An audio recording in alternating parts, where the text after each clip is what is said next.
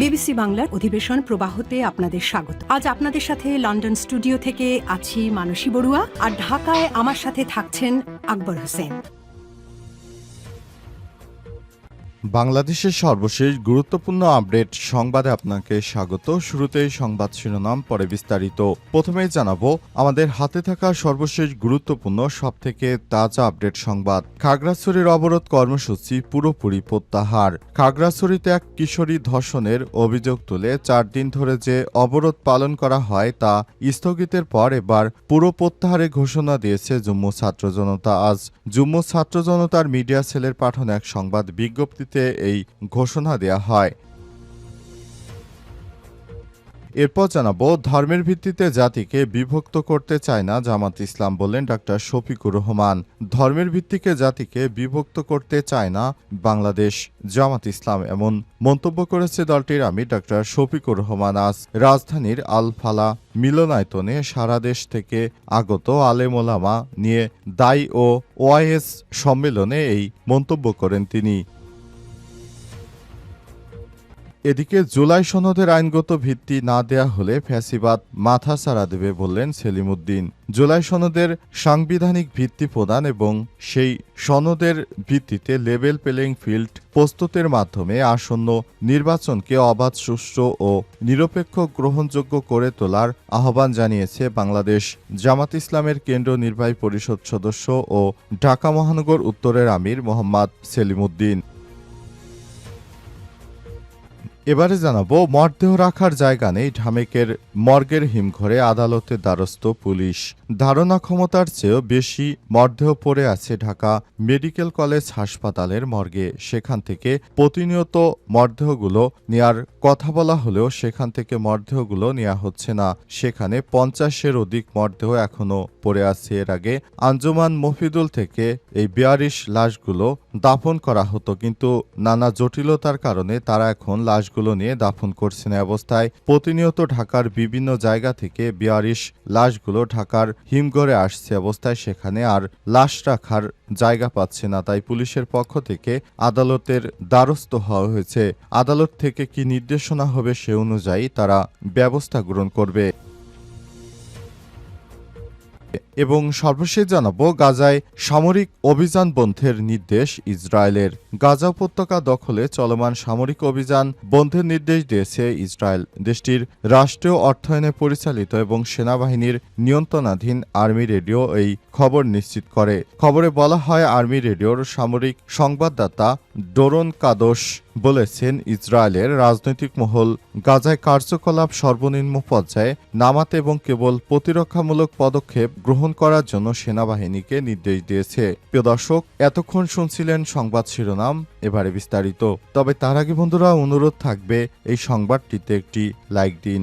এই চ্যানেলে আপনি নতুন হয়ে থাকলে আমাদের সংবাদটি দেখতে দেখতে চ্যানেলটি সাবস্ক্রাইব করে রাখুন। কমেন্ট করে বন্ধুরা আপনার মূল্যবান মতামত জানিয়ে দিন আপনি বিশ্বের কোন দেশ থেকে বা বাংলাদেশের কোন স্থান থেকে আমাদের সংবাদটি দেখছেন এবং শুনছেন। আর বন্ধুরা, এই সংবাদটি আপনার সোশ্যাল মিডিয়া ফেসবুকে শেয়ার করে বন্ধুদেরও দেখার সুযোগ করে দিন। গাজা যুদ্ধে আপনি যদি নিরীহ ফিলিস্তিনিদের ভালোবেসে থাকেন, কমেন্টে ইয়েস লিখে বিশ্ববাসীকে জানিয়ে দিন। এবারে বিস্তারিত। খাগড়াছড়ির অবরোধ কর্মসূচি পুরোপুরি প্রত্যাহার। খাগড়াছড়িতে এক কিশোরীকে ধর্ষণের অভিযোগ তুলে 4 দিন ধরে যে অবরোধ পালন করা হয় তা স্থগিতের পর এবার পুরোপুরি প্রত্যাহারের ঘোষণা দিয়েছে জম্মু ছাত্র জনতা। আজ জম্মু ছাত্র জনতার মিডিয়া সেলে পাঠানো সংবাদ বিজ্ঞপ্তিতে এই ঘোষণা দেওয়া হয়। বিজ্ঞপ্তিতে বলা হয়, শহীদদের ধর্মীয় রীতি অনুযায়ী পুণ্যকর্ম সম্পাদন, আহত ও ক্ষতিগ্রস্তদের প্রতি মানবিক সহায়তা প্রদান এবং প্রশাসনের আশ্বাসে আংশিক বিবেচনায় রেখে সিদ্ধান্ত গ্রহণ করা হয়েছে। জম্মু ছাত্র জনতা বলছে, খাগড়াছড়ি ও গুইমারায় সম্প্রতি সহিংসতা নিয়ে গত 1 অক্টোবর জেলা পরিষদ চেয়ারম্যান, খাগড়াছড়ি জেলা প্রশাসক, পুলিশ ও গোয়েন্দা প্রতিনিধিদের সঙ্গে ছাত্র জনতা দ্বিতীয় দফা আলোচনা হয়েছে। বৈঠকে আমরা স্পষ্টভাবে আমাদের 8 দফা দাবি, 144 ধারা প্রত্যাহার এবং সংগঠিত হত্যাকাণ্ডের দৃষ্টান্তমূলক শাস্তি দাবি করি। আলোচনায় প্রশাসনের পক্ষ থেকে দাবিসমূহ বাস্তবায়নের আশ্বাস প্রদান করা হয় এবং শহীদ পরিবারের প্রতি নগদ 50,000 টাকা প্রদান করার বিষয়টি জানানো হয়। এর আগে গত 23শে সেপ্টেম্বর রাতে খাগড়াছড়ি সদর উপজেলায় মারমা জাতিগোষ্ঠীর এক কিশোরীকে ধর্ষণের অভিযোগ ওঠে। ওই ঘটনার পর থেকে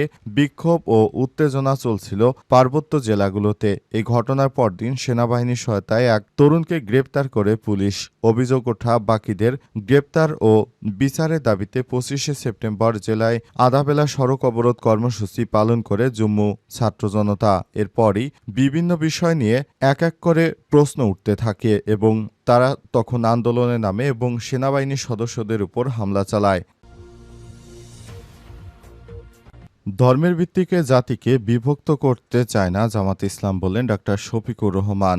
ধর্মের ভিত্তিতে আর বাংলাদেশকে বিভক্ত করতে চায় না বাংলাদেশ জামাত ইসলাম। বিভিন্ন সময় দেখা যাচ্ছে তারা ধর্মের ভিত্তিতে বাংলাদেশ জামাত ইসলামের পক্ষ থেকে দেখা হচ্ছে বাংলাদেশ জামাত ইসলামকে নিয়ে বিভিন্ন রাজনৈতিক দল তারা বাংলাদেশকে একটি উত্তাল পরিস্থিতির মধ্যে ঠেলে দিতে চায়। তাই বাংলাদেশ জামাত ইসলাম এখন আর কোনো মুসলিমদের নিয়ে তাদের দল সাজাবে না, বরং এখন তারা সিদ্ধান্ত গ্রহণ করেছে হিন্দু, মুসলিম, বৌদ্ধ, খ্রিস্টান যে ধর্মেরই থাক না কেন তাদের সবাইকে নিয়ে সরকার নতুন বাংলাদেশ গঠন করবে বাংলাদেশ জামাত ইসলাম। তাই জামাতে ইসলামের পক্ষ থেকে এ বিষয়ে এই সিদ্ধান্ত গ্রহণ করা হয়েছে যে জামাত ইসলামের পক্ষ থেকে জানানো হয়েছে আমরা ধর্মের ভিত্তিতে আর কোনো আলাদা জাতিগোষ্ঠী বাংলাদেশের মধ্যে বিভাজন করতে চাই না। সবাই যার যার জায়গা থেকে বাংলাদেশ জামাত ইসলামকে পছন্দ করে এবং সবাই যার যার জায়গা থেকে বাংলাদেশ জামাত ইসলামকে ভোট দেবে। এখন শুধু মুসলিমদের ভোটেই নির্বাচিত হবে না জামাত ইসলাম, বরং হিন্দু মুসলিম সবার জন্য বাংলাদেশ জামাত ইসলামের পক্ষ থেকে ব্যবস্থা গ্রহণ করা হবে। এজন্য বাংলাদেশ জামাত ইসলামের পক্ষ থেকে বারবার বলা হচ্ছে এই বিষয়গুলো খুবই দ্রুততার সঙ্গে সবকিছু যাচাই বাছাই করতে হবে। জুলাই সনদের আইনগত ভিত্তি না দেয়া হলে ফ্যাসিবাদ মাথাচাড়া দেবে, বললেন সেলিম উদ্দিন।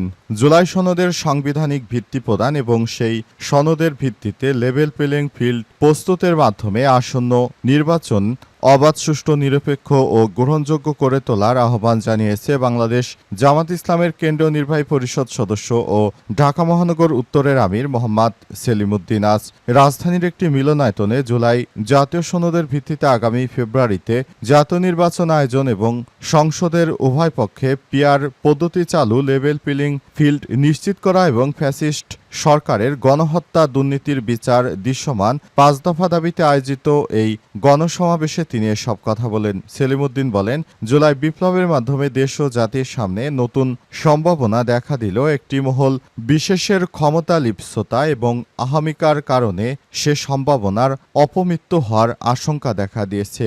তাদের আশকারা পেয়ে দেশ এখন চাঁদাবাজ ও অপরাধীদের অভয়ারণ্যে পরিণত হয়েছে। জুলাই সনদের আইনগত ভিত্তি প্রসঙ্গে তিনি বলেন, জুলাই সনদ সাংবিধানিক ভিত্তি না দেয়া হলে তা কিভাবে আসছে গোয়ালে নেই বলে বিবেচিত হবে। ফলে এই সনদ শুধু কথাবার্তার ফুলঝুরিতে নয়, বরং আইনি ভিত্তি দিতে হবে। তা না হলে বাংলাদেশের যে বিদ্রোহীরা আন্দোলন করে শেখ হাসিনার মতো সরকারকে পতন করেছে এই বিষয়গুলো সামনে এনে তারা তখন বিদ্রোহী বলে তাদেরকে ফাঁসিতে ঝুলাবে। মরদেহ রাখার জায়গা নেই, ঢামেকের মর্গের হিমঘরে আদালতের দ্বারস্থ পুলিশ। ধারণ ক্ষমতার চেয়ে বেশি মরদেহ পড়ে আছে ঢাকা মেডিকেল মর্গের হিমঘরে। অভিযোগ আছে ঢাকার 2 সিটি কর্পোরেশনের অসহযোগিতার কারণে দীর্ঘদিনও দাফন হচ্ছে না 42 মরদেহ।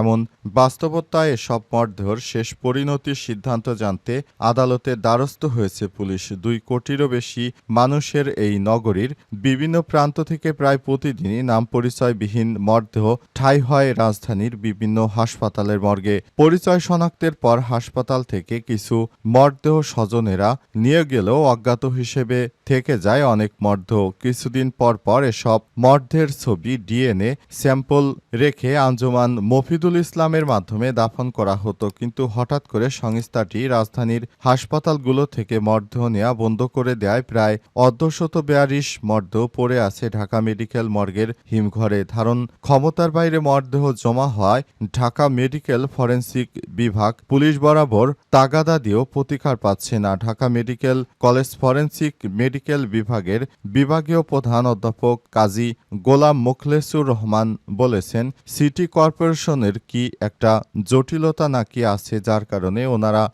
বডিগুলো ডিসপোজ করতে পারছেন না। এই বছর যদি এগুলো খালি করা না হয় তাহলে নতুন যে পরিচয়হীন মরদেহগুলো আসবে সেগুলো সেখানে সেবা দিতে পারবে না। সুতরাং এই অবস্থায় নতুন সমস্যার সৃষ্টি হবে।